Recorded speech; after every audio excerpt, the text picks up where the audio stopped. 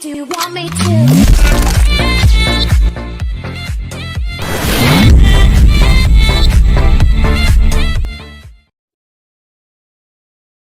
Hi అండి, NM YouTube ఛానల్కి స్వాగతం సుస్వాగతం. ఈరోజే కొత్తగా యూట్యూబ్ స్టార్ట్ చేసుకున్నామండి. ప్లీజ్ ఆడియన్స్ సపోర్ట్ మీ. ముందుగా కట్టె పొంగల్ చూపించబోతున్నానండి. కావాల్సిన పదార్థాలు: 1 కప్పు రైసు, 1/2 కప్పు పెసరపప్పు, ఆవాలు, జీలకర్ర, పచ్చిమిరపప్పు, మిరియాలు, జీడిపప్పు, పచ్చిమిర్చి, ఎండుమిర్చి, తాలింపుకి నెయ్యి, ఇంగువ. ప్రిపేర్ చేసుకుందాం, చూసేద్దాం రండి. 1/2 కప్పు పెసరపప్పు అండి, కొద్దిగా హీట్ చేసుకోవాలి.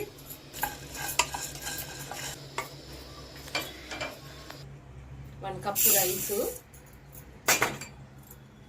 ముందుగా మనం కొద్దిగా వేపుకున్న పెసరపప్పు, ఇది 4 సార్లు కడిగి క్లీన్ చేసుకోవాలండి.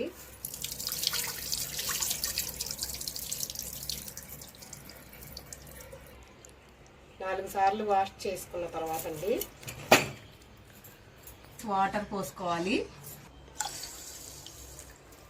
చిటికెడు పసుపు, స్పూన్ జీలకర్ర, కొంచెం మిరియాలు, స్పూన్ నెయ్యి వేసుకోవాలండి. ఇలా కలిపి మనం స్టవ్ వెలిగించుకుంటే అన్నం చాలా మెత్తగా ఉడుకుతుంది.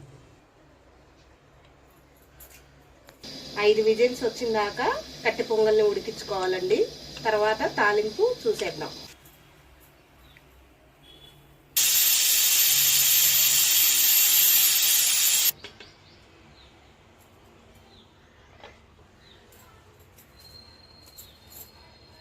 కొద్దిగా సాల్ట్ వేసుకొని ఎనుపుకోవాలండి మెత్తగా.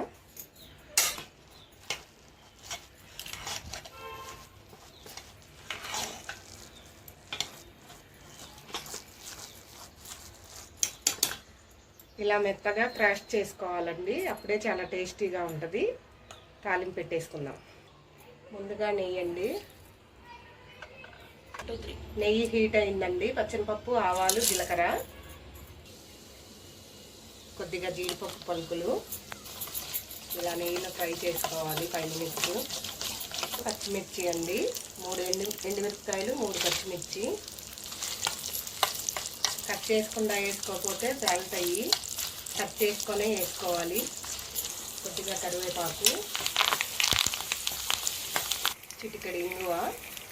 ఇంగువ వేసుకుంటే చాలా టేస్ట్ ఉంటుందండి.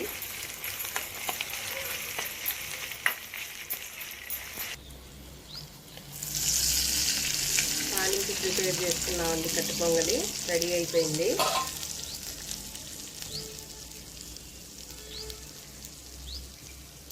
అమ్మవారికి నైవేద్యంగా ఇవాళ కట్టె పొంగలి ప్రిపేర్ చేసుకున్నాము.